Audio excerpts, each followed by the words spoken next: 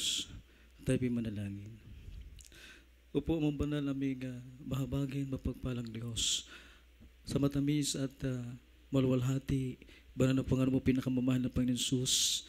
So nadalangin po ng aming dearly beloved pastor, Evangelist Willis Dadalmeda, your end-time prophet.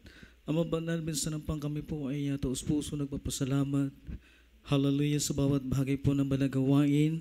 Kami yung lubos mong pinagpala, sinumahan, higit sa lahat. Sa pagdama po ng iyong matamis at banal na presensya. Minsan naman po aming dakilang Diyos, hallelujah, kami humingi po ng tawad sa lahat ng aming pong pagkukulang, pagkakamali, manapin Jesus, hallelujah. Minsan na pang pagpalain mo iyong banal na salita. Sa ganun sa akin, wala akong kakayanan sa bagay na ito. Tanging silang po umaasa, amang banal. Pagpalain mo iyong bang salita, hallelujah, buksan mo po ang puso, pangunawa ng aming mga minamahal na kapatiran, minamahal ng mga bisita sa bawat isang narito. Hallelujah, kayo po ang magpala malapin Jesus. Hallelujah, tulungan mo po kung may pangaral. Ang iyong banal na salita, lakip ang pag-ibig, kapangyarihan, himala, pagpapalang nagmumula sa iyo. Ito po ang aming samot panalangin. Sa matamis at banal na pangalan mo po, pinakamamahal na Panginoon Jesus. Hallelujah. Anumang hadlang ko ng kaaway sa aming kalagitnaan, cast out right now. In the mighty name of Jesus. Hallelujah! Hallelujah! Hallelujah! Praise the Lord.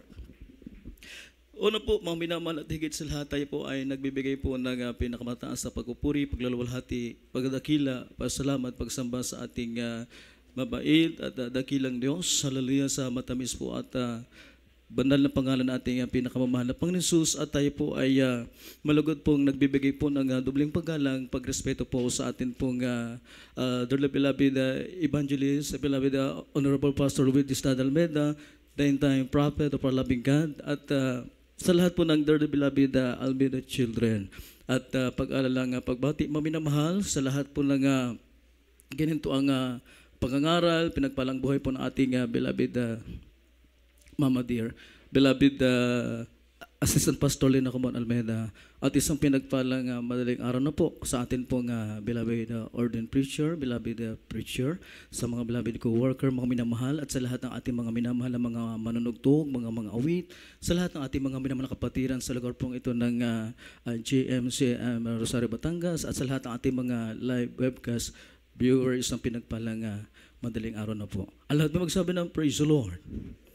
Praise the Lord. Puri po ang ating pinakamamahal na Panginoon Jesus. Hallelujah. At tayo po ay minsan ng magbulay-bulay po ng salita ng Diyos. Lalagit mga minamahal, yung buwang ito, yung sa ating mga kababayan, ay bagamat sila po ay wala sa katotohanan mga minamahal, pero inaalala po nila yung pagpapasakit po ng ating pinakamamahal na Panginoon Jesus sa krus ng Kalbaryo.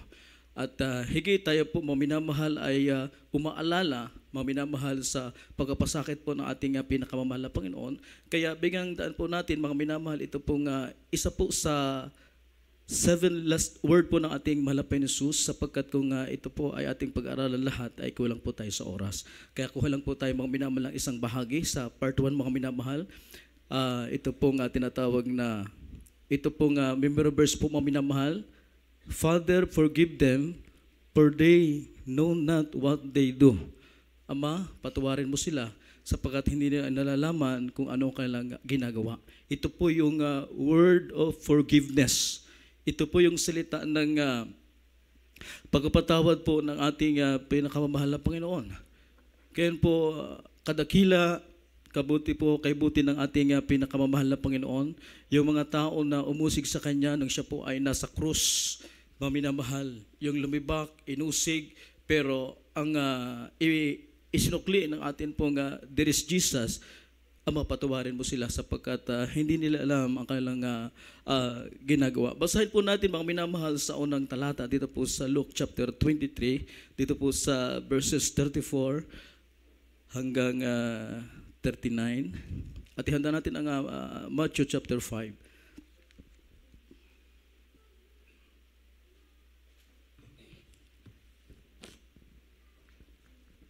Dito po tayo sa Ebanghelyo ayon kay Lucas, Kapitulo 23, sa talatang 34 hanggang 39. At sinabi ni Jesus, Ama, patawarin mo sila, sapagkat hindi nila nalalaman ang kailang ginagawa. at sa pagpapabahagi nila ng kanyang mga suot sa kanilang pinagsapalaran. 35. At nakatayong nanonood ang bayan at tinutuyan naman siya ng mga pinuno na sinasabi, nagligtas siya ng mga iba, iligtas niya ang kanyang sarili. Kung ito ang Kristo ng Diyos, ang hinirang niya. 36. At nilibak rin naman siya ng mga kawal na nagsisilapit sa kanya na dinudulutan siya ng suka. 37. At sinabi, kung ikaw ang hari ng mga Hudyo, ligtas mo ang iyong sarili. Ito sa 38. At mayroong naman sa itaas niya na isang pamagat, ito'y ang hari ng Hudyo. Dito sa 39. At siya'y inalipusta ng isa sa mga tapalasang nabibitin na sinasabi, hindi baga ikaw ang Kristo? Iligtas mo ang iyong sarili at kami. Amen. Praise the Lord. Hallelujah. Purihin pong ating pinakamamahal na Panginoon Jesus at ang mga talatang ito, mga minamahal, ay atin pong pinag-aaralan na hindi upang tayo po ay saktan, mga minamahal, bagkus ito po ay dapat nating balikan dahil napakalaga po ng pitong winika ng ating pinakamamahal na Panginoon Jesus sa krus ng Kalbaryo. Una po, mga minamahal, yung salita po ng pagpapatawad. Bagamat mga minamahal na ating nabasa yung lahat ng mga tao, mga minamahal, nung siya po ay nakapako sa krus, na sinabihan po siya na ikaw na nagligtas sa iba, iligtas mo ang iyong sarili. Ikaw na nagpagaling sa iba, kaya bumaba ka. Kung baga mga minamahal na yun po yung mga panlibak po ng mga tao.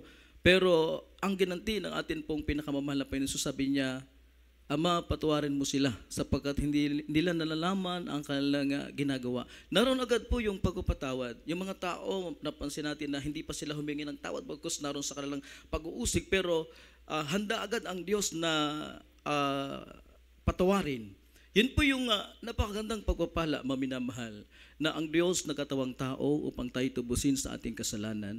Yung malaking blessing na ating natanggap, hindi po yung maganda mong bahay, hindi po yung maganda mong sasakyan, hindi yung pinagaling ka sa iyong karamdaman, hindi, maminamahal. Ang pinakamahalaga sa lahat na ating natanggap, yung tayo po ay pinatawad ng Diyos, anuman ang ating mga kasalanan, maminamahal. Sa lahat ng masaya magsabi ng praise the Lord.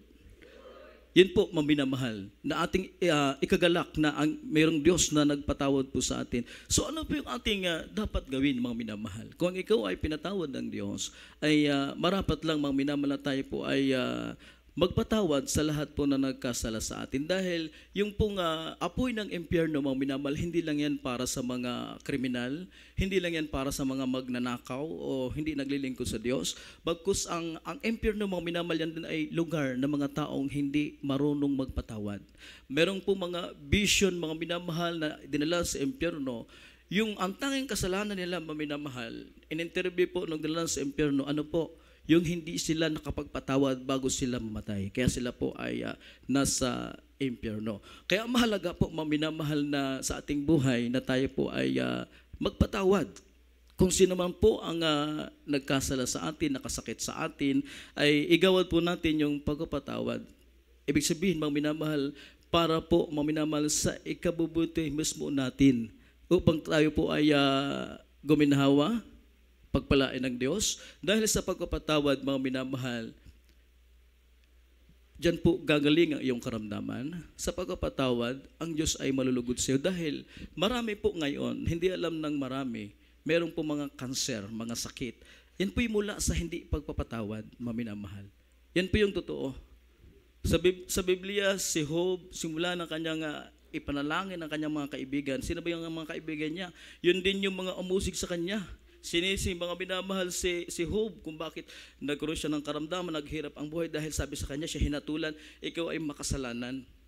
Pero nung ipinanalangin ni Job ang kanyang mga kaibigan doon, pinagpala ng Diyos si Job, ibinalik po yung ng doble ang lahat ng kanyang tinatangkilik, pinagaling ang kanyang karamdaman. Kaya napakahalaga po, maminawan ang salitang pagpapatawad. Basahin po natin sa aklat ng Mateo, kindly po, isunod na po natin sa chapter 5, verse 10 hanggang verse 12. Talon po tayo sa verse 22 hanggang 25 at talon sa verse 39 hanggang 48. Dahil narito po yung kahulugan kung paano po tayo magpapatawad o how to treat our enemies, mga minamahal. Paano ba natin dapat tratuhin yung mga kaaway? Ano ba yung kaaway? Considered, mga minamahal, na yung nakasakit sa iyo, na nagalit ka, may tampo ka, may puot. Considered po yun, mga minamahal, na enemy mo. Pero biblical, na meron tayong dapat gawin. Ano ba yung dapat nating gawin? Yung salitang kung paano tayo makapagpapatawad. Dahil napakadali pong sabihin na ipangaral yung salitang pagpapatawad, pero alam niyo po, ito ay isang bagay na mahirap gawin sa tao na hindi kayang magpatawad. Isang masiglang palakpak para po sa ating pinakamamahal na Panginoon. Basahin po natin sa aklat ng Matthew, chapter 5. Ang Ebanghelyo ay kay Mateo, kapitulo 5, talatang 10 hanggang 12, talo ng 22 hanggang 25, at talo ng 39 hanggang 48. Gis. Mapapalad ang mga pinag-uusig dahil sa katwiran, sapagkat sa kanila ang kaharian ng langit. Sa 11, mapapalad kayo pagka kayo inaalimura at kayo pinag-uusig at kayo pinagwiwikaan ng sari-saring masama na pawang kasinungalingan dahil sa akin. Mga gala kayo at mangagsayang totoo, sapagkat malaki ang ganti sa inyo sa langit, sapagkat gayon din ang kanilang pagkausig sa mga propeta na nangauna sa inyo. Talon po ng 22 hanggang 25. 22. Datapwat sinasabi ko sa inyo, ang bawat napupuot sa kaniyang kapatid ay mapapasapanganib sa kahatulan, at ang sino mang magsabi sa kaniyang kapatid, Raka, ay mapapasapanganib sa Sanhedrin, at ang sino mang magsabing ulul ka, ay mapapasapanganib sa impyerno ng apoy. Kaya't kung inihahandog mo ang iyong hain sa dambana, at dooy maalala mo na ang iyong kapatid ay mayroong anumang laban sa iyo, iwanan mo roon sa harap ng dambana ang hain mo, at yumaon ka sa iyong lakad. Makipagkasundo ka muna sa iyong kapatid, at kung maggagayon ay magbalik ka at ihandog mo ang iyong hain. Makipagkasundo ka agad sa iyong kaalit, samantalang ikaw ay kasama niya sa daan, baka ibigay ka ng kaalit mo sa hukom, at ibigay ka ng hukom sa punong kawal, at ipasok ka sa bilangguan. Sa 39, datapwat sinasabi ko sa inyo, huwag kayong makilaban sa masamang tao, kundi sa sino mang sa inyo'y sumampal sa kanan mong pisngi, iharap mo naman sa kaniya ang kabila. At sa mag-ibig na ikaw ay ipagsakdal, at kunin sa iyo ang iyong tunika, ay iwan mo rin naman sa kaniya ang iyong balabal. At sa sino mang pipilit sa iyo na ikaw ay lumakad ng 1 milya, ay lumakad ka ng 2 milya na kasama niya.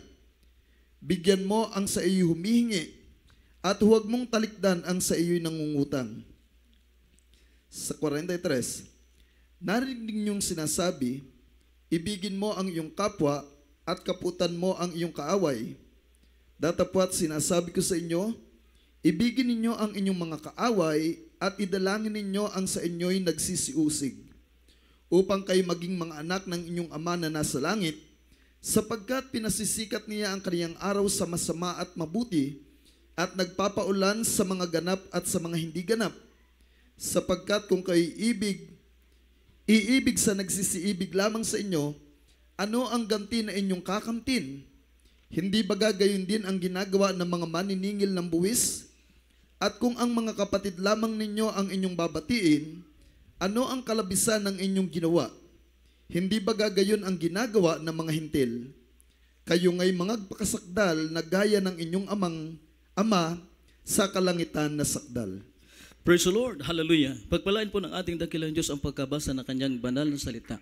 Dito po maminamal sa verse 10 hanggang verse 12, yung tungkol dun sa pag-uusig, isama po natin. Dahil yung ating member verse, Father, forgive them for they know not what they do. Ama, patwarin mo sila sapagkat hindi nila nalalaman kung ano ang kanilang ginagawa. Inusig po ang atin pong pinakamamahal na Panginoon. Bilang tayo Kristiyano, dadaan po tayo sa pag-uusig sa paggawa natin ng katuwiran, mga minamahal. Amen? Sa ating pagsunod, di ba lang tayo mausig, na tayo sumasamba, tayo nag-overnight. Amen? Dahil meron po kasing mga pag-uusig na ikay bumalik sa kalayawan, ay yun po yung masama. Pero yung pag-uusig na tayo po ay naglilingkod sa ating mahal na Panginoon dahil sa kakulungan ng kanilang kaalaman salita ng Diyos, tayo inuusig nila. Dahil sabi ng Biblia, hindi nila nalalaman ang kanilang ginagawa. Kaya tulad po ng ating pong kapatiran sa Manila, siya po yung napaka-mainit na Kristiyano. Dumadalo po siya ng Miyerkules, Biyernes, Linggo, kasama pa yung mga Bible study, mga minamahal. Inusig siya ng kanyang kapitbahay, katapatan lang po yung bahay, yung pinto. Araw-araw, mga minamahal, inuusig siya. Magkatrabaho siya, pupunta sa balagawain. Umaga pa lang, nakaupo na, nakabantay na. May salita talagang binibitawan, mga minamahal na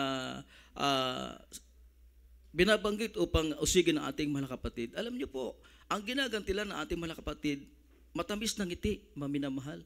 Hindi siya nagsalita ng masakit na salita bagos siya lang po ay ngumingiti, maminamahal. Ngunit isang araw, napansin niya mga minamahal na wala po maghapon, umaga, hapon, mga minamahal, wala pong umuusig sa kanya. Nagtaka siya, nanibago siya mga minamahal. Pero dumating yung parang alas 8 ng gabi, yung beloved wife mga minamahal nung nanguusig, kumatok sa kanilang tahanan. Kumatok mga minamahal at umiiyak, lumuluha. At ang sabi agad ang bungad, patawarin mo kami. Patawarin mo kaming asawa, ang aking asawa sa pag-uusig sa iyo. Sa totoo lang, totoo naman talaga ang Diyos niyong pinaglilingkuran. Naniniwala kami, buhay ang Diyos niyo. Kaya ka lang namin inuusig o pinagasalitaan dahil yung mga bagay na inyong ginagawa ay hindi namin magawa.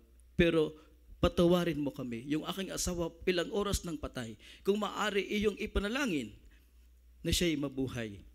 Hindi nagkatubli ang ating mga kapatid, pumunta sa tahanan, mga minamahal, nagpuri, pinanalangin sa unang dalangin ng ating mong beloved parents in the Lord, mga minamahal.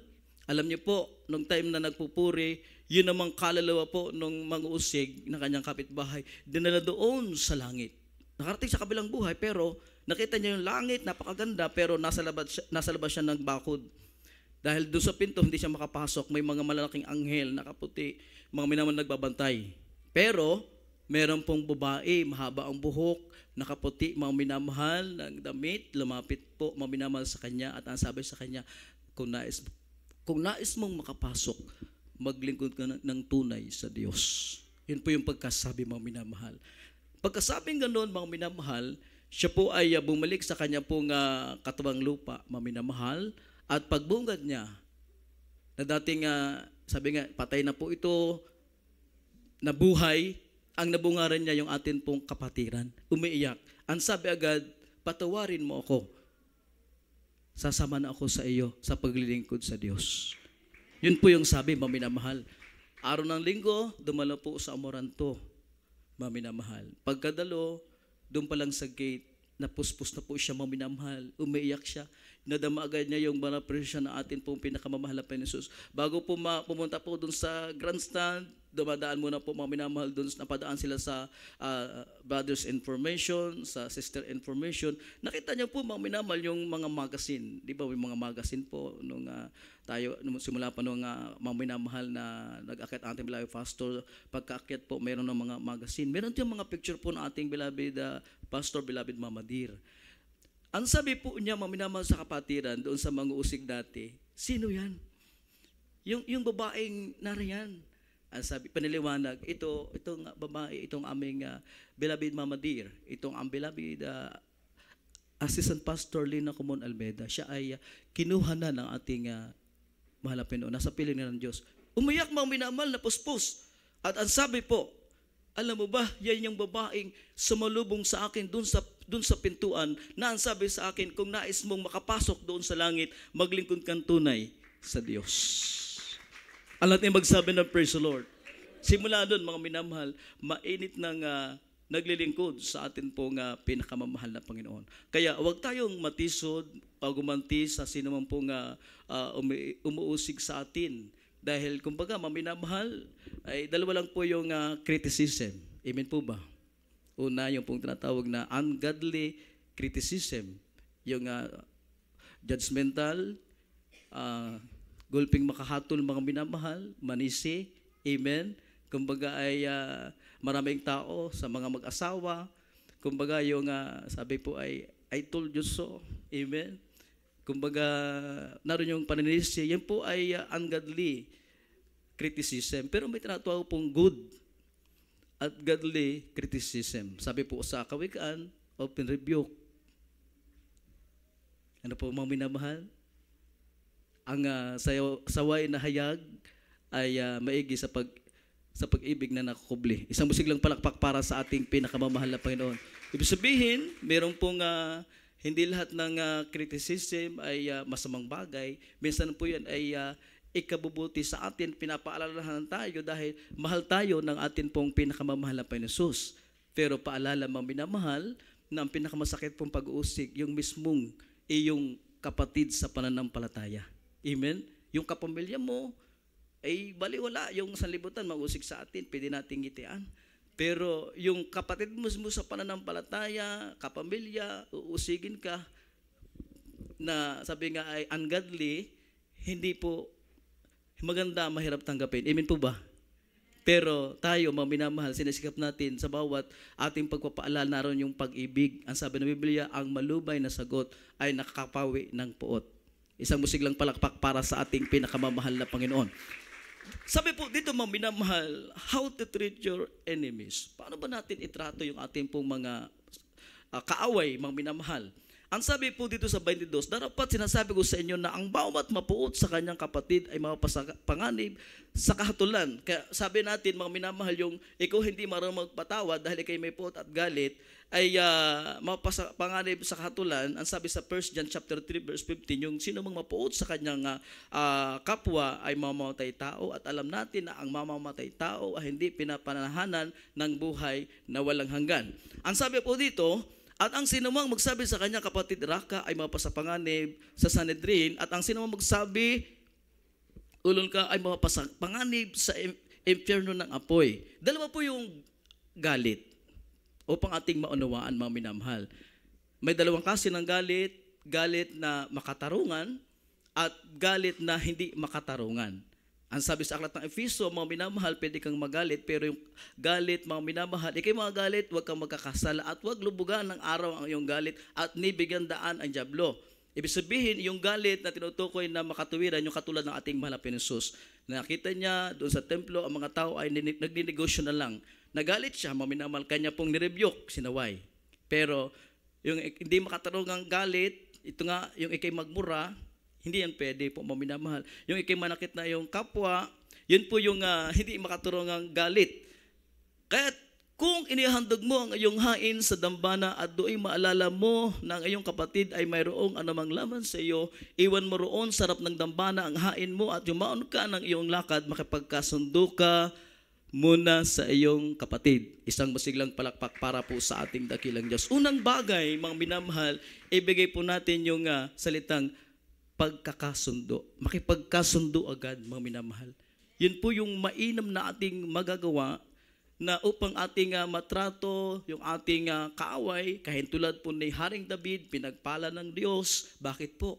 Unang-una, ang kanyang kaaway, ito pong si Haring Saul, umaaway sa kanya. Hindi naman considered na inaaway niya dahil nainggit itong si Saul, dahil sabi sa Biblia, yung mga awit, amen, sila yung mga salarin, yung mga awit, dahil ang sabi, pinatay ni David ang laksa-laksa, pinatay ni Saul ang libo-libo. Nung narinig po yun ay grabing nagtampo siya.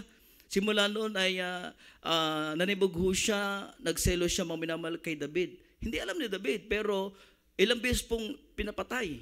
O talagang tinangkaan yung buhay po ni David nung time na yon. Pero nung hinahabol na nga, dumating doon sa bundok, sa kuweba, nagkaroon ng pagkakataon si David, mga minamahal na kung kaya niyang patayin, ay napatay na niya dahil binigyan ng mahimbing na pagtulog si Saul, ang kanyang kawal. Sa katunayan, sabi ng Biblia, mga minamahal, yung laylayan ng damit ng hari, kanya pong pinutol bilang ebidensya na pagkakataon na niya napatayin.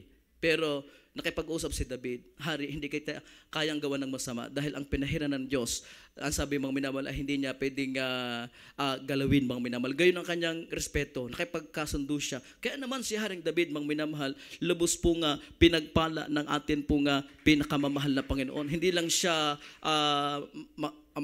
sabi nga lagi nagpupuri sa Diyos, naghahandog hindi lang, mga minamahal. Siya po ay mayroon po siyang good conscience, mga minamahal. Mayroon siyang malinis na budhi, mayroon siyang malinis na kalooban, karakaraka, mga minamahal, yung pagpapatawad kanya pong ibinibigay. Kaya minsan nagkulang si David, pero agad siyang napapatawad ng atin pong pinakamamahal na Pista. Pagkat sabi ng Biblia, kung nais mong patawarin ng Ama sa Langit, magpatawad ka. Isang busiglang palakpak para po sa ating pinakamamahal na Pinoon. Kung hindi ka magpapatawad, hindi ka rin papatawarin ng ating Ama sa Langit. Ganyan po, kasimple mga minamahal ang salita po ng ating pinakamamahal na Pinoon. Makipagkasundo ka agad sa iyong kaalit, samantalang ikaw ay kasama niya sa daan, baka ibigay ka ng kaalit mo sa hukom at ibigay ka ng hukom sa punong kawal at ipasok ka sa bilangguan. Dito po maminamahal sa 39, dapat sinasabi ko sa inyo, huwag kayong makilaban sa masamang tao, kundi sa sa iyo'y sumampal sa kanan mong pisngi, iharap mo naman sa kanya ang kabila. Ano ba ang ibig sabihin nito, mga minamahal? Amen? Do good to them, mga minamahal. Gumawa ka ng mabuti sa kanya. Alat ay magsabi ng praise the Lord. Sa lahat ng gumawa sa iyo ng masama, huwag kang makipaglaban sa masamang tao, makipagtalo sa sino man, dahil yung pong pag-iwas sa kaguluhan, hindi po ito karuwagan. Amen? Ang sinong mga umiiwas sa kaguluhan, hindi po kaduwagan, kundi ikaw ang tunay na matapang. Isang busiglang palakpak para sa ating pinakamamahal na Panginoon. At sa pag-ibig at sa mag-ibig, na ikaw ay ipaksakdan at kunin ang iyong tunika, iwan mo rin naman sa kanya ang iyong balabal. Ibig sabihin, kung sino mang gumawa sa iyo ng masama, huwag mong suklaan ng masama, bagkus sa mabuti kung literal po ito, pinalakan ng 1 milya, gawin mong 2 milya na kasama niya. Amen?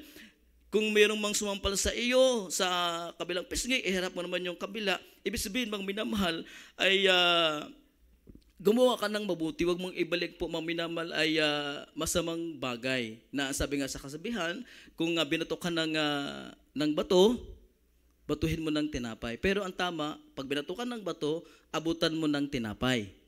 Alam mo sa praise the Lord. Kasi pag ikay may galit, ginawa mong bibili ka ng isang timbang fita, mga minamahal, matigas po yun. Kung ibabalibag mo sa kanya, sabi, batuhin ng tinapay. Pero nasa balde, masakit din po yun, mga minamahal. Pero ang ibig sabihin ay gumawa tayo ng mabuti sa ating kapwa. Huwag po yung masama. At ang sino mang pipilit sa iyo, dito po mga minamahal sa 43, narinig niyong sinabi, ibigin mo ang iyong kapwa at kaaputan mo ang iyong kaaway.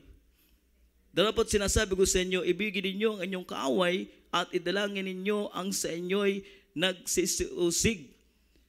Noong una, mga minamahal, yung batas talaga, mata sa mata, ngipin sa ngipin. Dito po sa 38, inyong narinig, sinabi mata sa mata at ngipin sa ngipin. Dahil may batas po, mga minamahal, yung Code of Hammurabi, mga minamahal, na ngipin sa ngipin, mata sa mata.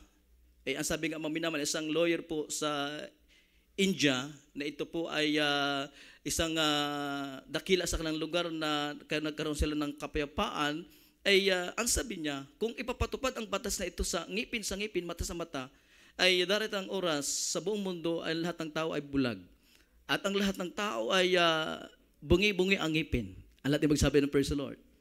Ay posible po, kapag ganun, mata sa mata, ngipin sa ngipin. Pero ang sabi ng ating pinakamamahal na Panginoon, pwede niyang i-revise po ito dahil siya ay Diyos. Amen po ba? Yung batas sa lumang tipan, ay pwede niyang i-break, mga minamahal, dahil ang ating mahal na Panginoon, siya po yung Diyos. Kaya ang sabi niya, dapat sinasabi ko sa inyo, ibigin ninyo ang inyong mga kaaway at idalangin ninyo ang sa inyo'y nagsisiusig. Isang busiglang palakpak para sa ating mahal na Panginoon. Love your enemies. Ibigin mo ang iyong kaaway. So paano ba natin magagawa na magpatawad? Posible po ang pagpapatawad kung ang sino mang nagkasala sa iyo ay magagawa mo pong ipanalangin siya. Isang busiglang palakpak para po sa ating dakilang Diyos. Mabasa natin si Job, mga minamahal, nang ipanalangin niya ang kanyang mga kaibigan, ay doon siya pinagpala ng atin pong dakilang Diyos. Sabi po dito sa 45, upang kayo'y maging mga anak ng inyong Ama na nasa langit, sapagkat pinapasikat niya ang kanyang araw sa masama at sa mabuti, at nagpapaulan sa mga ganap at sa mga hindi ganap, sapagkat kung kayo iibig sa nag-isibig lamang sa inyo, ano ang ganti ng inyong kakamtin? Hindi ba gayon din ang ginagawa ng mga maniningil ng buwis? At kung ang mga kapatid lamang ninyo ang inyong babatiin, ano ang kalabisan ng inyong ginagawa? Hindi ba gayon ang ginagawa ng mga hintil? Kayo'y magpakasakdal na gaya ng inyong ama sa kalangitan na sakdal. Sabihin mga minamahal, gumawa tayo ng higit na tayo'y kalugdan ng Diyos. Yung kung kumbaga may umaaway sa atin, mayroong pong umuusig sa atin, sila po ay ating ipapanalangin at sila po ay atin pong iibigin. Alat niya magsabi ng praise the Lord. Iibigin, mga minamahal. Ano ba yung pag-ibig? Marunong kang magpatawad. Sapagkat sabi po sa aklat ng unang Juan, Kapitulo 4, talatang 20, kung ang Diyos na hindi nakikita, amen, paano mo maiibig ang iyong kapatid na iyong nakikita? Amen. Yung sabi nga, paano maibig ang Diyos na hindi nakikita? Gayong ngayong kapatid na nakikita mo ay hindi mo magawang ibigin. Amen. Paano ka mapatawad ng Diyos? Amen. Gayong iyong kapatid na nakikita mo ay hindi mo kayang patawarin. Simple na po yung buhay upang tayo po ipagpalain, mga minamahal. Tayo po ay kinakailangang handa lagi pong magpatawad. Isang busiglang palakpak para po sa ating pinakamamahal na Panginoon. Basahin po natin dito po sa Genesis chapter 45 verse 5 and 7. At the same time, Genesis chapter 37 verse 3 and 4. Magkasunod na pong basahin. Praise the Lord. Dito po tayo sa aklat ng Genesis, Kapitulo 45, talatang 5 hanggang 7. At ngayon huwag kayo magdalamhati o magalit man sa inyong sarili na inyo akong ipinagbili rito, sapagkat sinugo ako ng Diyos sa unahan ninyo upang mag-adya ng buhay, sapagkat may 2 taon nang ang kagutom ay nasa lupain at may 5 taon pang hindi magkakaroon ng pagbubukid o pag-aaniman. Sa 7. At sinugo ako ng Diyos sa unahan ninyo upang papanatilihin kayong pinakalahi sa lupa at upang iligtas kayong buhay sa pamagitan ng dakilang pagliligtas. Dito po tayo sa aklat ng Genesis Kapitulo 37, talatang 3 at 4. 3. Binamahal nga ng Israel si Jose nang higit kaysa lahat niyang anak, sapagkat siya ang anak ng kaniyang katandaan, at siya ay iginawa ng isang tunika na may sari-saring kulay, at nakita ng kaniyang mga kapatid na siya ay minamahal ng kaniyang ama nang higit kaysa lahat niyang kapatid, at siya ay kinaputan, at hindi nila mapagsalitaan siya ng payapa. Praise the Lord, hallelujah. Kung babalikan po natin ang versikulo po, mga minamahal, binasa, ito po yung buhay po ni Jose. Si Jose, mga minamahal, ito po yung nagasalarawan, ito po ay good example, mga minamahal, na siya po ay marunong magpatawad. Hindi po siya nagtanim ng galit, mga minamahal. Kaya naman siya ay pinagpalang lubos ng atin pong pinakamamahal na Panginoon. Nilingap ng ating dakilang Diyos, mga minamahal. Simula doon sa yung kanyang mga kapatid na inaway siya, ipinagbili siya, pinagtangka ng kanyang buhay na patayin, pero may kumontrang kapatid na wag nang patayin, kapatid natin yan, ipagbenta na lang natin. Hanggang sa naging alipin doon po sa Ehipto, sa bahay po ni Potiphar, gumagawa siya ng mabuti, pinagpala pa nga yung bahay po ni Potiphar dahil sa kanya, dahil siya lingkod ng Diyos. Yun ang mga asawa ni Potiphar, tinokso, mga minamahal. Binaligtad pa yung kaso, mga minamahal. Pero hindi po nagsalita si Jose ng masamang bagay, bagkus kanyang naunawaan na kalooban ng Diyos, bahala ang Diyos, mga minamahal. Doon sa bilangguan ng mabuti, doon po maminamahal sa katiwala ng hari, pero hindi po nagbalik ng mabuting bagay para sa kanya, pero maroon pa rin siyang magpasalamat sa ating dakilang Diyos. Hanggang sa isang araw, inangat siya ng ating mahal na Panginoon. Sa katunayan, siya po ay pangalawa kay Haring Paraon sa buong Ehipto, mga minamahal. Pero makikita po natin yung pusong malinis po ni Jose, mga minamahal, na nung time na nakaharap niya yung kanyang mga kapatid na nagtangka sa kanyang buhay, na siya po ay ginawa ng masama, pero ang ganda po ng pangungusap po, mga minamahal, ni Jose, mga minamahal, na hindi po galit ang kanyang sinukli. Ang sabi niya, mga minamahal, ito'y kalooban ng Diyos para sa kaligtasan ng sanlibutan ng maraming tao, na pinahintulot niya yung mga nakalipas na panahon na pangyayari upang iligtas ang marami. Pero kung baga, mga minamahal, kung sa iba ay hindi na po magagawang magpatawad, So mga minamahal, meron pong bagay kung bakit baga nagselos o nagalit po mga minamahal itong kanyang mga kapatid. Makinig po kayo mga minamahal sa may mga pamilya. Ang sabi po dito, ito minahal nga ni Israel si Jose ng higit kaysa lahat niyang anak. Naroon po yung favoritism. Alam natin sa praise the Lord. Kaya sa lahat ng may anak, iwasan po natin na tayo po ay mayroong pang paborito. Dahil ito po, maminamahal si Jose ay naging paborito, naging higit sa kanyang mga kapatid. Kaya yung mga kapatid niya, simula noon nagalit sa kanya. Plus, nanaginip pa maminamahal si Jose. Lalo nasaktan ng kanyang mga kapatid. Yung bagang 11 trigo ay tumungo sa kanya. Yung 11 bituin at ang araw ang buwan ay kumbaga yumuko sa kanya. Ay naunawaan lahat nila. Kami, bunso ka o bata ka sa amin, kami ay luluhod sa iyo, yuyuko sa iyo. Pero sabi nga, yun po yung prophecy, mga minamahal, talagang nangyari. Pero si Jose, ang buod nun, napakagaling niya magpatawad. Isang busilang palakpak para sa ating pinakamamahal na Panginoon. Kaya naman, mga minamahal, pinagpala siyang lubos ng ating dakilang Diyos. Ganun pala, mga minamahal. Kung nais nating pagpalain, ay tayo po ay matutong magpatawad. Dahil meron pong benepisyo kung tayo po ay magpapatawad. Una, mga minamahal, pakinggan ninyo. Forgiveness prevents bitterness from setting in. Ang sabi nga, mga minamahal, ang buong mundo, nakamove na, mga minamahal, yung mga taong kinagalitan mo, nakamove na, pero hanggang ngayon, mga minamahal, ikaw ay nagbumukpok pa rin dahil sa galit sa iyong puso, sa mga nakasakit sa iyo. Ikaw yung hindi makatulog. Amen. Ikaw yung hindi payapa.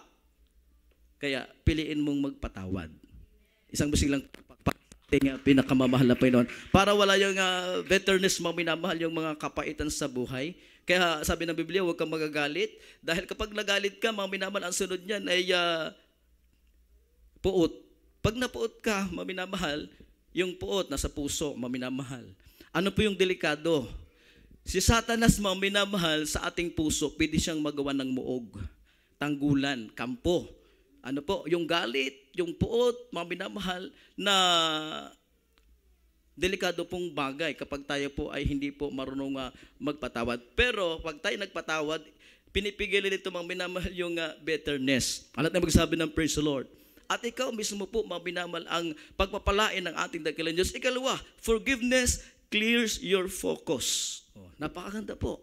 Kung ikaw po ay magpapatawad, mga minamahal, yung focus mo, ito'y magiging klaro, mga minamahal. Dahil, ano ba yung masamang bagay kapag hindi tayo nagpatawad? Nawawala yung focus mo, yung attention mo. Dahil ikaw ay nakapokus lang dun sa mga bagay na kinakagalitan mo, mga minamahal. Kaya lahat ng pangyayari sa iyong buhay, mga minamahal, ay yung trabaho, ay naroon yung puot at galit. At ang nangyayari, mga minamahal, yung iyong lakas, yung energy mo, mga minamahal, dun mo na ibibigay sa inaalagaan mong puot, mga minamahal, din sana, yung energy, yung lakas, mga gamit mo sa paglilingkod sa ating dakilang Diyos.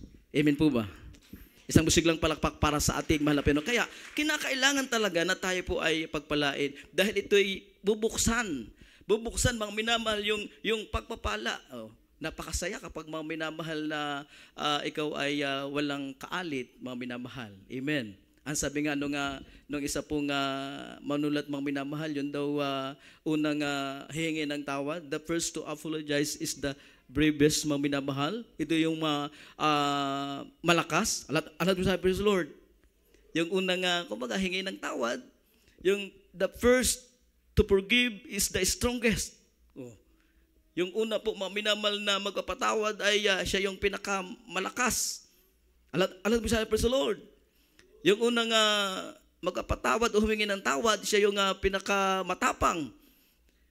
And the first to forget is the happiest. Sino nais pong maging masaya, magsabi na, praise the Lord. Lumimot ka, mga minamahal. Kalimutan mo na may nagkasala sa iyo. Yung sakit na amnesia, maganda po yan. Doon sa mga nagkasala sa iyo, na nalimutan mo na ikay ginawa ng masama, nakasakit sa iyo, yun ang maganda. Dahil ikaw yung pinakamasayang tao sa daigdig na ito. Kung ikaw ang una po, mga minamahal, na lilimot, magpapatawad. Kung ikaw may nagkasala, ikaw yung unang magpapakumbaba, humingi ng tawad, ikaw yung pagpapalain po ng atin pong pinakamamahal na Panginoon. Ikatlo po, maminamal na mahalaga sa pagpapatawad, forgiveness heals a broken heart and relationship po. Ang sabi po, maminamahal sa kasibahan, time heals mali. Amen po ba? Bakit ka mo? 2 dekada na yung lumipas. Kapag nagkwento ka sa iyong kapatid, mga minamahal sa iyong kausap, mga minamahal yung pangyayari na nakaraan na nakasakit sa iyo, parang kahapon lamang. Amen po ba? Parang kahapon lamang na nangyari. Pero ang pagpapatawad, kung nais mong gumaling, kung nais mo pong maayos ang relationship, mga minamahal, ibigay mo yung forgiveness, yung pong pagpapatawad upang tayo po'y pagpalain ng atin pong pinakamamahal na Panginoon. Dahil napakaraming pong may cancer, inuulit ko mga minamahal, sila po ay marami pong mga cancer survivor, pinagaling sila 90%. Merong pong nag-research po mga minamahal, una, kailangang sinabi, simula nang sila po ay nagpatawad, doon nila natanggap yun pong unti-unting kagalingan hanggang yung pong cancer nila pinagaling na mga minamahal. Ang lahat ay magsabi ng praise the Lord. Kaya kung baga maminamahal, may karamdaman tayo, sisatin natin ang ating sarili, baka meron tayong puot at galit. Naalala ko po, maminamahal, 15 years ago, minsan po, naisama po ako sa Kabagan natin Udem Preacher, doon po sa Memorial Hospital po sa Lucena. Kapatid po natin, Sister Belen Benyas, 1 buwan na pong nasa ospital, walang kagalingan, meron na siyang oxygen, hirap na hirap huminga. Kawawa, mga minamahal ng Elehans. Pero bago Elias sa ating Udem Preacher, tinanong, anong pagkukulang, mga minamahal? Inamin po niya, meron siyang puot sa kanyang puso dahil yung kanyang asawa, hindi po sapat yung sustento at parang ramdam niya, mga minamahal, merong number 2. Pero ang sabi po ng ating magpatawad. Alam niyo po, 1 buwan po sa ospital, may oxygen, mga minamahal, hirap huminga, habol ang hininga, kinabukasan, umuwi. Pinagaling ng atin pong pinakamamahal na Panginoon Jesus. Ang lahat ay magsabi ng praise the Lord. Dahil napakalaga, mga minamahal, ng pong pagpapatawad, mga minamahal. Basahin po natin sa Job chapter 42 verse 10 hanggang verse 12. Ito po yung si Job, mga minamahal. Amen? Kumbaga, inausig din siya ng kanyang 3 kaibigan. Nagkaroon siya ng karamdaman. Naghirap ang kanyang buhay. Mahabang panahon. Chapter 1 hanggang chapter 42, nasa trial siya. Pinakahuli, mga minamahal, nung ipanalangin niya yung kanyang mga kaibigan, sabi ng Biblia, doon siya pinagpala ng ating pong pinakamamahal na Panginoon. Kung hindi natin makuhang magpatawad, dahil mabigat talaga, amen, pero unang-una, subukan mong ipanalangin mo ang nakasakit sa iyo. Alat magsabi ng praise the Lord. Ipanalangin mo, huwag mapahamak. Ipanalangin mo na pagpalain ng ating mahal na Panginoon. Isang tiyak na bagay, ikaw mismo ang pagpapalain po ng ating pong dakilang Diyos. Basahin po natin, mga minamahal, dito po sa Job, kindly po.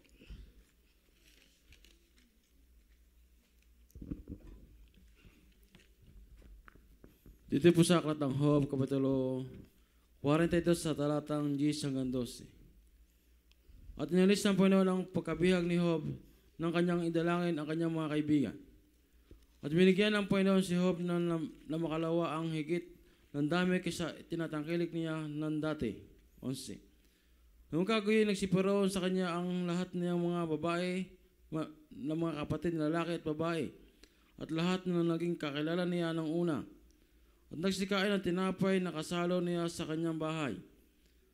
At nakipagdamdam sa kanya at inilis siya tungkol sa lahat ng kasamaan na pinasapit sa kanya ng Panginoon.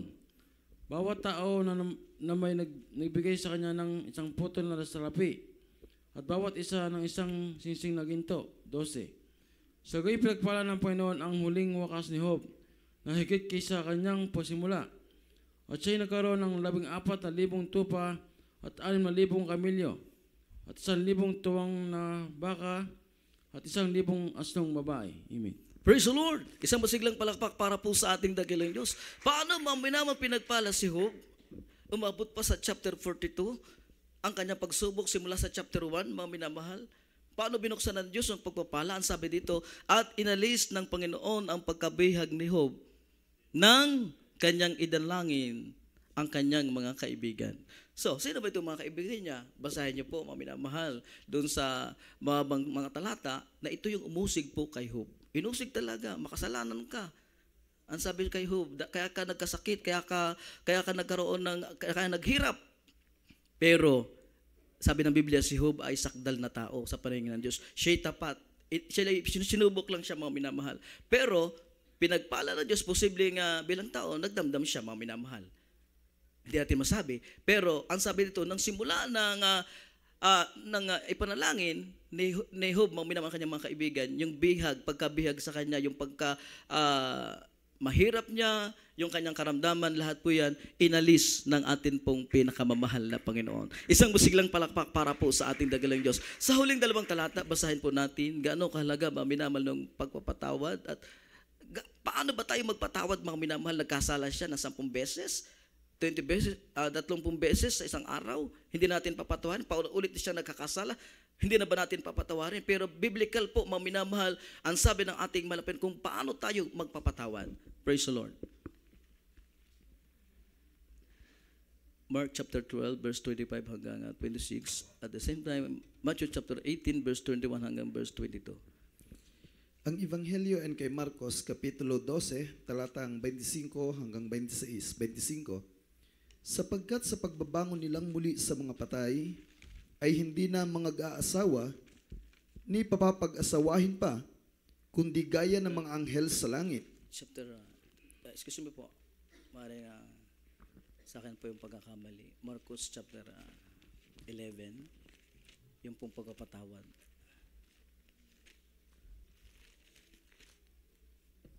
Chapter 11, sa akin po ang pagkakamali. Verse 25 hanggang 26. Ang Ebanghelyo ay kay Marcos, Kapitulo 11, talatang 25 at 26. 25. At kailanman kayo nangakatayong nagsisipanalangin, mangagpatawad kayo kung mayroon kayong anumang laban sa kaninuman, upang ang inyong Ama na nasa langit ay patawarin kayo sa inyong mga kasalanan. Sa 26. Datapwat kung hindi kayo magpapatawad, hindi rin kayo patatawarin ng inyong Ama, patatawarin sa inyong mga kasalanan ng inyong Ama na nasa langit. Ang Ebanghelyo ay kay Mateo, Kapitulo 18, talatang 21 hanggang 22. 21. Nang magkagay, lumapit si Pedro at sinabi sa kaniya, Panginoon, makailang magkakasala ang aking kapatid laban sa akin na siya aking patatawarin hanggang sa makapito? Sa 22. Sinabi sa kaniya ni Jesus, hindi ko sinabi sa iyo hanggang sa makapito, kundi hanggang sa makapitumpung-pito. Isang musiglang palakpak para po sa ating pinakamamahal na Panginoon.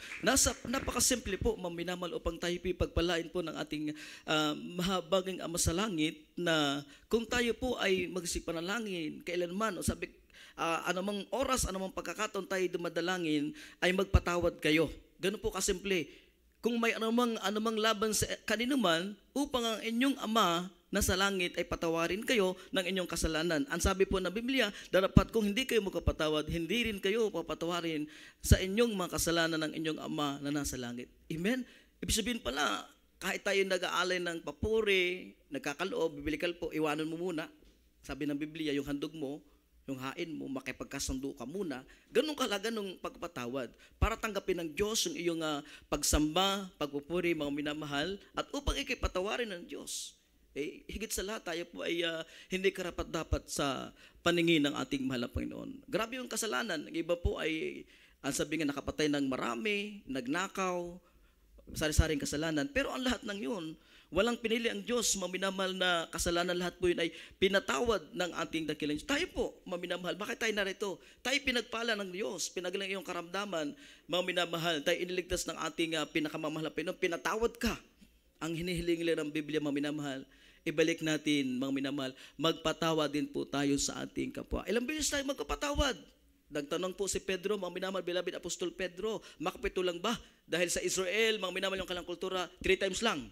Magpatawad kapag lumampas na, hindi na pwedeng patawarin. Pero ang ating malapit na iba, ang sabi niya, kung makapito nagkasala, patawarin mo ng makapito. Pero talagang ito pong si beloved Apostol Pedro, siya po ay napaka-concerned, mga minamahal.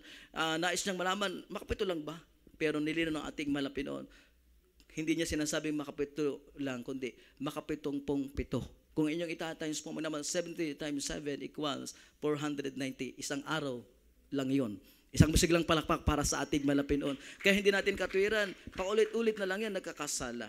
Sa iyong beloved husband, beloved wife, sa iyong mga anak. Wala pong perpektong asawa, walang perpektong anak. Amen po ba?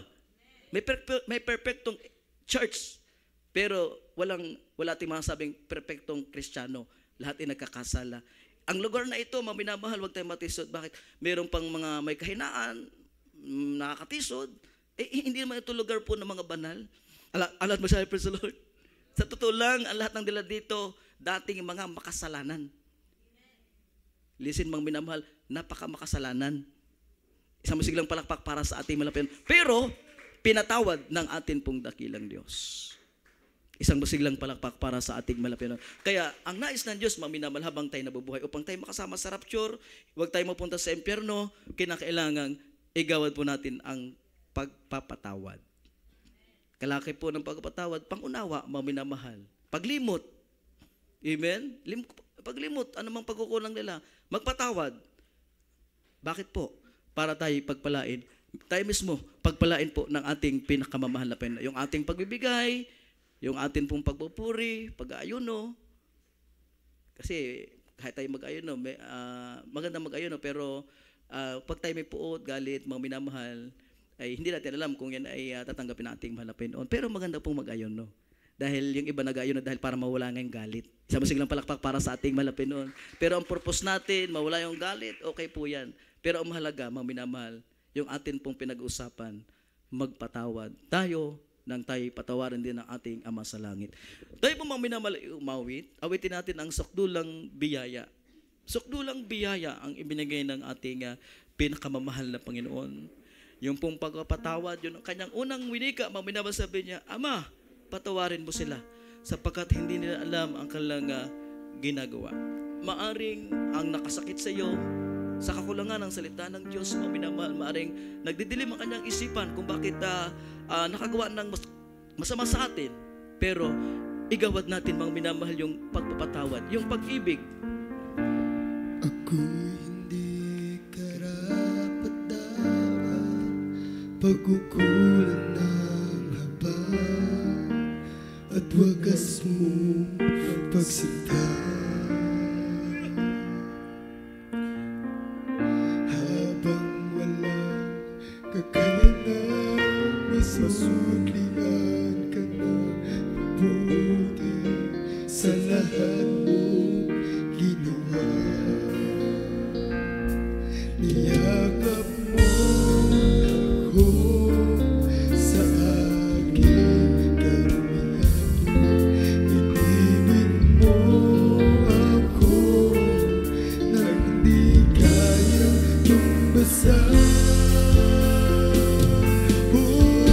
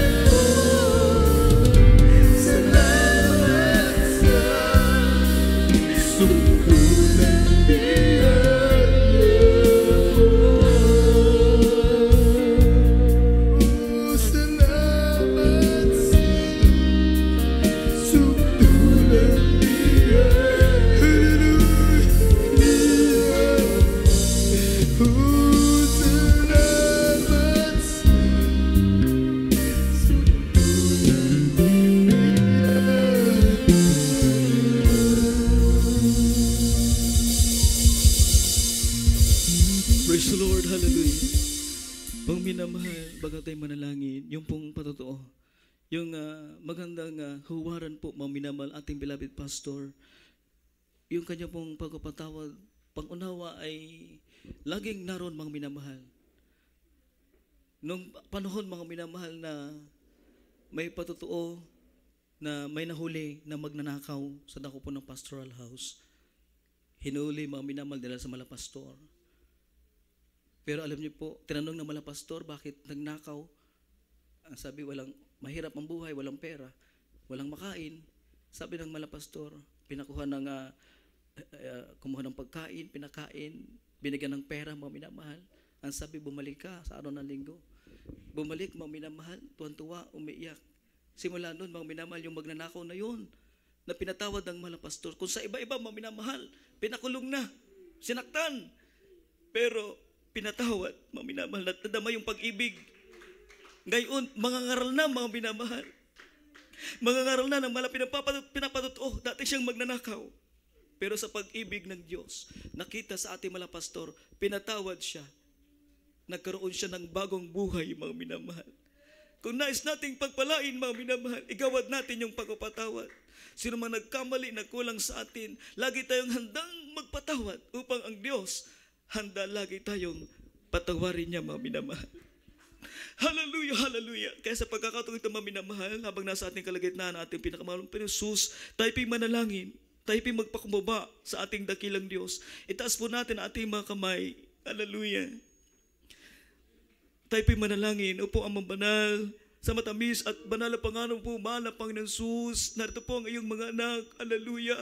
Minsan na pang nagpapasalamat sa buong magdamag na kami yung sinamahan, pinagpala.